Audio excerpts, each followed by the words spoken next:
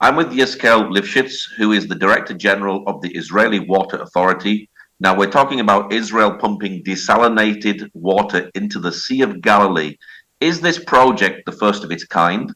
Yeah, sure. As far as we know, it's the first project in the world of pumping water, actually desalinated water, into nature.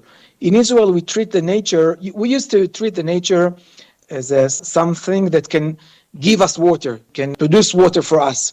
And this project, in order to put water back into nature, is very unique. It's the first time in Israel that it is done. And also, as far as we know, we do not know about any other country in the world that pumps back into a reservoir or back into nature. Does Israel lead the way in desalinating water? And is this Israeli technology? Well, in Israel, we have now 6 desalination plants that work in Israel. All of them are working in a BOT mechanism, which is owned by the private sector, sells water to the government, and after 25 years, transfers the desalination plant to the state, actually. So these 6 desalination plants actually produce about 70% of the water consumption to the domestic sector in Israel. As far as we know, this is the highest percentage in the world, maybe together with the United Emirates or other few countries. But since the natural enrichment, natural water that we get in Israel is pretty low, we need to build more and more desalination plants in order to supply water to the growing population. How do you actually desalinate water? The technology is called reverse osmosis. Actually, it takes water from the Mediterranean, puts it in a membrane, uses a lot of energy in order to make the pressure in the membrane. And then from one side, we get water that are drinkable after putting some calcium in this water. And the brine actually is taken back into the Mediterranean. Why are you putting water into the Sea of Galilee? Is the water level sinking? Yes, last winter, the winter between the years 2024 and 2025 is considered to be the worst winter in Israel ever in the last 100 years. We're not saying it just as a phrase. We have data, we have information about the rain in the past 100 years. The last winter was so bad, and as I said before, was the worst in the past 100 years.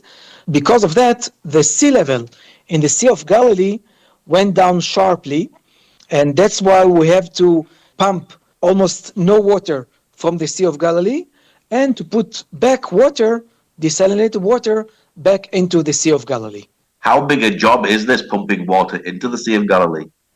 Well, this project is very expensive. It started being, the pipes actually started being put in the ground at 2018, about 7 years ago. The project was finished in 2022. So actually the project took about between 4 and 5 years.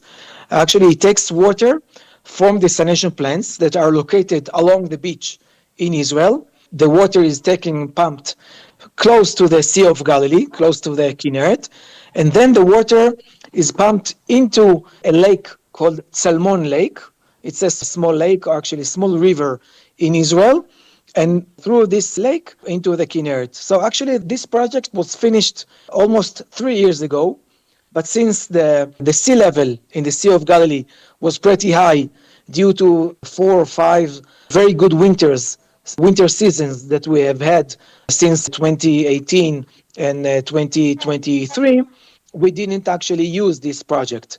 Since the last winter, as I said before, was so bad and water level in the Sea of Galilee went down sharply, we are now starting to put water from the desalination plants all the way about 75 kilometers to the east and then to the Sea of Galilee. So this was really forward thinking and forward planning. How important is the Sea of Galilee to Israel? Well, as I said, first, in the water sector in Israel, we are planning decades ahead. For example, we're now building a master plan to the water sector in Israel to the year 2075. It's very complicated. It's not easy. As far as we know, it's very unique. But since building desalination plants and other infrastructures in Israel, all over the world actually, takes a lot of time. We need to plan 25 and even 50 years ahead in order to build enough desalination plants and other equipment to supply water to Israel. This is because building infrastructure takes so much time. Mm. Is the Sea of Galilee Israel's drinking water as well? Yeah, we pump water from the Sea of Galilee, but unlike in the past, the Sea of Galilee was the most important reservoir, most important water source for drinking in Israel. Since the population in Israel is growing in a little less than 2% a year, to be more precise, it's 1.8% every year, which means every 35 years, the population here will be doubled. We cannot rely on the Sea of Galilee anymore because we don't get more rain. Due to the climate change, the forecast is that we'll have less and less rain in the future. To bridge this gap, less rain and more population that will need more water, we need to build more and more desalination plants. As I said before, we have accurate goal for the coming decades. Every few years, we have to build another desalination plant. Now, this is previously salt water going into fresh water. Will people be able to taste the difference? No, actually, the desalinated water is very healthy. The Ministry of Health in Israel sets the standards for drinking water, which is considered to be very high according to international standards. And actually, no one can know if the water comes from natural sources or from desalination. Also, what you drink in your house is actually a mix between water that comes from desalination and water that comes from natural sources, such as the Sea of Galilee or the aquifers. So actually, no one can know where the water comes from. And again, the standards in Israel for drinking water is very high. And according to an international standards, it's very healthy. I can tell you that I drink tap water in Israel. I don't drink mineral water. And I recommend every time to everyone I meet in the interviews to the media in Israel to drink water from tap. Now, the world is surrounded by salt water. Will this help combat drought in other countries like Africa? Well, definitely. If you have a way to pump water from the sea, of course, it can help to solve the problems. We know that in many places in the world, not only in Africa, we see what happens here in the Middle East, in Iran, in other countries, but also in Europe countries. I don't know if everyone is aware that England is now suffering from water scarcity. If you look back, let's say 4 years, for example, there was a severe drought in countries like Germany. The Rhine River was almost dried out 4 years ago. In South Africa, in Cape Town, they were talking about the D-Day, a day that they will not have enough water in the taps in Cape Town. But of course, every country that has a way to pump water from the sea can desalinate water and have enough water for its population. Unfortunately, it's much more expensive than having water from nature. Is this Israeli technology? The technology for desalination is, let's say, about 60 years old. There are several technologies in the world today. The most used technology refers to osmosis. It's well known in the world. As far as I know, an Israeli scientist was involved in this technology, but also other technologies in the world that uses more energy. About 50% of the cost of desalination is for energy. And if you can save energy in the desalination process, of course, it can reduce the cost of desalination. Will this revive and protect the ecosystem? Yes, of course. In Israel, we don't have too many lakes. Israel is a very small country.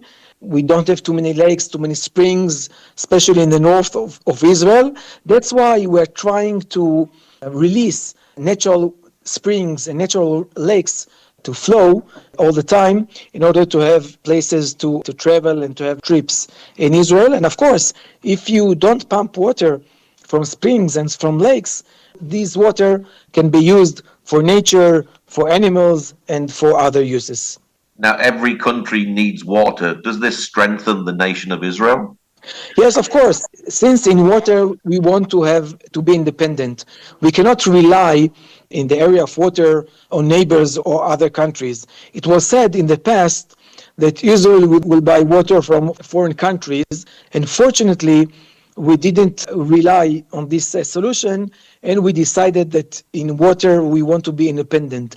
That's why we build more desalination plants and will be independent. And I don't know if you're aware of that Israel also supplies water for its neighbors, the Palestinian Authority and Jordan Kingdom. Are you helping other countries with this technology?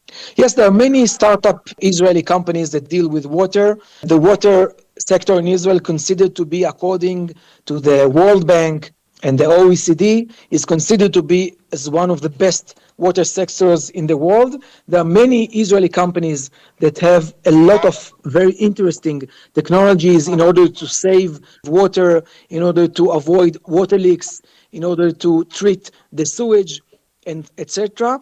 Many Israeli companies operate all over the world, and there are some really fascinating Israeli companies that can help other countries to face the challenges that the climate change will bring to us. What is your hope for the future with all of this? Well, first, let's hope for a lot of rain, especially in Israel and all over the world, because this is the cheapest and the fresh water that we can have, of course. And I hope that all the world will be able to use the knowledge in Israel. Usually, every year, tens of countries, tens of delegations come to Israel in order to learn from the Israeli model. And of course, Israel will be happy and to share its knowledge with other countries in order to face the challenges that we are probably going to have. And together with sharing knowledge of the Israeli sector, together with Israeli technologies, I am sure that other countries can face the challenges and bring fresh water to all over the world and to countries that suffer from water scarcity. This really is Israel being a light to the nations, isn't it? Exactly, exactly. I think that supplying knowledge in order to bring water to everyone can lead to a better world and to avoid diseases and avoid even wars in all over the world. Well, Yechezkel, thank you very much for sharing today. Thank you.